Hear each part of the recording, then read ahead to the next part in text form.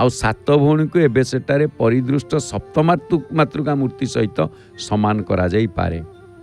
गोटे जगह देखिए भद्रक थाना अंतर्गत अन्नपाल निकटस्थ गोटे लांगुड़ी ग्राम अच्छी से लांगुड़ी ग्रामर गोटे पोखरी हुड़ारे सप्तमातृका मंदिर विद्यमान अच्छा।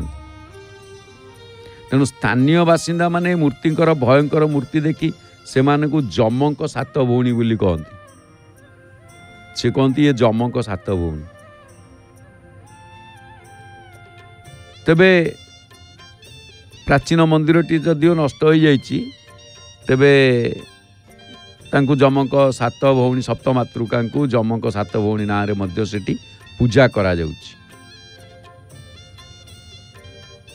आओ प्रतिवर्ष मकर संक्रांति ठारू सेठारे उप माने विभिन्न प्रकार महोत्सव मध्य सेठी पालन करा जाउछि जाके सात भौणी यात्रा नाम रे सेठी प्रसिद्ध रहिछि। तेबे ए यात्राटी 7 दिन पर्यंत ओषाकोटी चित्रर सात भौणी मुंडरे पानी कलसी धरिकी ठिया होइतबार देखा जाए। तेणु सप्तमातृका सहित कलश संपर्क गोटे अत्यंत प्राचीन परंपरा। परशुरामेश्वर मंदिरर सप्तमातृका हाथ में कलश धरी परिलक्षित हुए।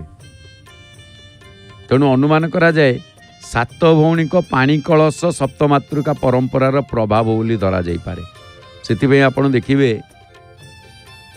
जेतेबेले नंदीघोष रथरे कलश स्थापना हुए कलश बसे सेपटे रथ अनुकूल रथ प्रतिष्ठा परे एपटे कलश बंधा कलश स्थापना तापरे नेत बंधा कलश स्थापना हो गला परे सेठी पानी ढाली दियंती तापरे उपरे नेत बंधा जाए। तेणु आउरी टिके गंजामर ब्रह्मपुर रे अनुष्ठित जो ठाकुराणी यात्रा सेठी पानी कलश मुंडरे धरिकी शोभा यात्रा जीवार विधि अच्छी। आउ कलश गुड़ी को ठाकुराणी रूप में ग्रहण करा जाए। तेणु स्वाभाविक जे ओषाकोठीर सात भौणी मुंडरे कलश धरिथिबा चित्र गुड़ी कहउचंती सप्तमातृका। तापरे ओषाकोठीर चित्रलोक कला पर्यायभुक्त होइतिबारु एगुड़िकर शास्त्रीय मतवाद सहित समताल आयुध परिचालना करिबा जो मातृका ता चिन्हट करिबा सहज नुहे। तेणु केवल क्रमसूत्र रे एमानकु ब्राह्मी माहेश्वरी कौमारी वैष्णवी इंद्राणी बाराई चामुंडा भाव में ग्रहण करा जाई पारे।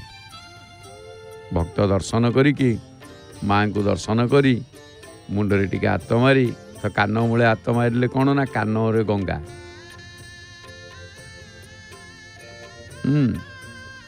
तेणु ओडिशार सर्वप्रथम सप्तमातृका मूर्ति बलांगीर जिला अंतर्गत टिटलागढ़ सब डिविजन घोराल ग्राम निकट रे थिबा अनुसंधान करा जाए बा यह दृष्टिगोचर को आसे प्रथम सप्तमातृका मूर्ति। तेणु प्रस्तर खोदित मूर्तिटीर आकृति बहु विशाल तार निर्माण काल ख्रीष्टीय सप्तम शताब्दी थिबा जणा जाए। तेबे सप्तमातृका मानक मध्यरु जो परशुरामेश्वर मंदिर रे ब्राह्मणी माहेश्वरी कौमारी बाराही वैष्णवी इंद्राणी झरियाल ब्राह्मणी कटक जिला धर्मशाला ग्रामर वैष्णवी इंद्राणी चामुंडा मूर्ति प्रभृति उत्कलर सप्तमातृका पूजार साक्ष्य प्रदान करे। आ भुवनेश्वर बैताल मंदिर रे थिबा मातृका मूर्ति मान ख्रीष्टीय अष्टम शताब्दी बोली ऐतिहासिक सिद्धांत मिले। दीपटीए प्रज्वलन भक्त प्रदत्त दीपटी प्रज्वलन करुछंती। आउ ठीक यही समय रे भी भक्त आनिकी दीपटीए दौचंती। आउ दीपटी मध्य माँ को पाखरे प्रदीप लागुछि। तेणु माँ को प्रदीप द्वारा आलोकित आलोक ये कौन ना मोर जेते पाप ताप अच्छी अज्ञान रूपक अंधकार अच्छी माँ तू सबू दूरेई दे।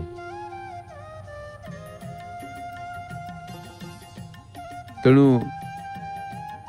जो अष्टम शताब्दी रे बैताल मंदिर रे मातृका माने अछंती सेठी अब जो ମାତୃମୂର୍ତ୍ତି ମାତୃକା ମୂର୍ତ୍ତିମାନଙ୍କ ମଧ୍ୟରେ ଚାମୁଣ୍ଡା ଅଧିଷ୍ଠାତ୍ରୀ ଦେବୀ ଭାବରେ ସେ ଗ୍ରହଣ କରାଯାଇଛନ୍ତି। ତେବେ ଗଞ୍ଜାମ ଜିଲ୍ଲାର ବେଲଖଣ୍ଡି, ଏ ଯେଉଁ ବେଲଖଣ୍ଡି ରାଜପଦର ସେ ଗ୍ରାମର ମାତୃକା ମନ୍ଦିରର ପଶ୍ଚିମ ପଟ କାନ୍ଥରେ ଷଷ୍ଠ ମାତୃକା ମୂର୍ତ୍ତିମାନଙ୍କର ଚିତ୍ର କୌମାରୀ, ମାହେଶ୍ୱରୀ, ବ୍ରହ୍ମାଣୀ, ବୈଷ୍ଣବୀ, ବାରାହୀ ଏବଂ ଚାମୁଣ୍ଡା ଥିବାର ପରିଲକ୍ଷିତ କରାଯାଏ। ତେଣୁ ଏହି ମାତୃକା ମୂର୍ତ୍ତିମାନ ସୋମବଂଶୀ ରାଜାମାନଙ୍କ ରାଜତ୍ୱ ସମୟରତ ଏବଂ ପୁରୀ ଓ ଯାଜପୁରର ସପ୍ତମାତୃକା ତାଙ୍କର ସମସାମୟିକ। ତେଣୁ ଭୁବନେଶ୍ୱର ସ୍ଥିତ ଯେଉଁ ମୁକ୍ତେଶ୍ୱର ମନ୍ଦିରରେ ଥିବା ମାତୃକା ମୂର୍ତ୍ତିମାନ ବେଲଖଣ୍ଡିର ଯେଉଁ ମାତୃକା ମୂର୍ତ୍ତିମାନଙ୍କ ସମସାମୟିକ ଏବଂ ଯାହାକି ସୋମବଂଶୀ ରାଜାମାନଙ୍କର ରାଜତ୍ୱ ସମୟର। ମାତ୍ର ପାର୍ଥକ୍ୟ ଏହା ଯେ ମୁକ୍ତେଶ୍ୱର ମନ୍ଦିରର ମାତୃକା ମୂର୍ତ୍ତିମାନଙ୍କର ସେମାନଙ୍କ ବାହୁରେ ଶିଶୁ ସନ୍ତାନ ଧାରଣ କରିଥିବାର ଦେଖାଯାଆନ୍ତି। ପୁରୀର ମାର୍କଣ୍ଡେଶ୍ୱର ପୁଷ୍କରିଣୀ ପାଖରେ ଯେଉଁ 5ଗୋଟି ମାତୃକା ମୂର୍ତ୍ତି ଏବଂ ପୁଷ୍କରିଣୀ ପୂର୍ବ ଦିଗରେ ଯେଉଁ ଭୀମ କେଶରୀଙ୍କ ଦ୍ୱାରା ନିର୍ମିତ 7 ଭଉଣୀ ମୂର୍ତ୍ତିଙ୍କର ବୈତରଣୀ ଉପତ୍ୟକା ଯାଜପୁର ମାତୃକା ମୂର୍ତ୍ତିମାନଙ୍କ ସହିତ ସାମଞ୍ଜସ୍ୟ ଥିବାର ଜଣାଯାଏ। ତେଣୁ ଧର୍ମଶାଳାର 4ଗୋଟି ମାତୃକା ମୂର୍ତ୍ତି, ସେଠି ବୈଷ୍ଣବୀ, ବାରାହୀ, ଇନ୍ଦ୍ରାଣୀ ଆଉ ଚାମୁଣ୍ଡା, ଏ ମୂର୍ତ୍ତିମାନେ ପୁରୀର ମାତୃକାମାନଙ୍କ ସହିତ ସମସାମୟିକ। ଆଉ ଏମାନଙ୍କ ମଧ୍ୟରୁ ଚାମୁଣ୍ଡାଙ୍କ ବ୍ୟତୀତ ଅନ୍ୟ ଗୁଡ଼ିକ ଶିଶୁ ସନ୍ତାନ ଧାରଣ କରିଥିବା ପରିଦୃଷ୍ଟ ହୁଏ। ଆମେ ଦେଖୁଛେ ମାଆଙ୍କୁ ଗୋଟିଏ ଗୋଟିଏ ଫୁଲ ବା ଅଳଙ୍କାର ଏପର୍ଯ୍ୟନ୍ତ ଖଞ୍ଜୁଛନ୍ତି। ଆଜି ବଢ଼ିଆ ପଦ୍ମ କଢ଼ି ମାଳ ଆସିଛି। ରବିବାରକୁ ସୂର୍ଯ୍ୟଙ୍କ ବାର, ସୂର୍ଯ୍ୟଙ୍କ ଲାଗି ପଦ୍ମର ଜନ୍ମ। କୋଟି ଲାବଣ୍ୟ ନିଧିରେ ପଦ୍ମ ତୁହି, କି ଅମୃତେ ତୋତନୁ ଗଢ଼ିଲା ବିହି, ତୋରୂପ ଦର୍ଶନେ ମୋର ହୃଦୟ। ଇଏ ଦେଖୁଛନ୍ତି ଆପଣ ଆଜି ପଦ୍ମମାଳଟିଏ ନାରାୟଣଙ୍କୁ ଲାଗିଛି। ଆଶ୍ଚର୍ଯ୍ୟ, ମାଙ୍କ ପାଖରେ ଆମେ ଦେଖୁଛେ ଆଜି ନାଲି ହଳଦିଆ ବସ୍ତ୍ର, ବିଶେଷ ଲାଲ, ଆଉ ତା ସହିତ ଏ ଫୁଲ ଗୁଡ଼ିକ କାହିଁ ଭଲ ଖୁସି ହେଉଛି କହିଲେ? ଧଳା ମନ୍ଦାର, ନାଲି ମନ୍ଦାର, ହଳଦିଆ ବଢ଼ିଆ ବଢ଼ିଆ ସୁନ୍ଦର ସୁନ୍ଦର ଫୁଲ ମାଙ୍କୁ ଅର୍ପଣ କରୁଛନ୍ତି, ଫୁଲରେ ସଜେଇ ଦେଉଛନ୍ତି। ଆଉ ଏଇ ଯେଉଁ ବେଶଭୂଷା ସଜେଇବା, ଓଡ଼ିଶା ଛାଡ଼ିଦେଲେ ଆପଣ ଅନ୍ୟ ଜାଗାରେ ଏମିତି ପାଇବେନି, ଏଭଳି ସାଜସଜା ଆପଣ ପାଇବେନି। ବାସ୍ତବରେ ଓଡ଼ିଶାର ପୂଜାରୀମାନେ ବହୁ ପରିଶ୍ରମ କରନ୍ତି, ସେବକମାନେ ବହୁ ପରିଶ୍ରମ କରନ୍ତି। ପରିଶ୍ରମ କ'ଣ ନା, ଯଦି କିଛି ଜିନିଷ ଆସିଲା ମାଙ୍କୁ ସେ ଲାଗି ହଉ। ଏ ହେଉଛି ଉତ୍କଳ ସେବକମାନଙ୍କର ସ୍ୱତନ୍ତ୍ରତା। ତେଣୁ ଯେତେବେଳେ ଆପଣ ଦେଖିବେ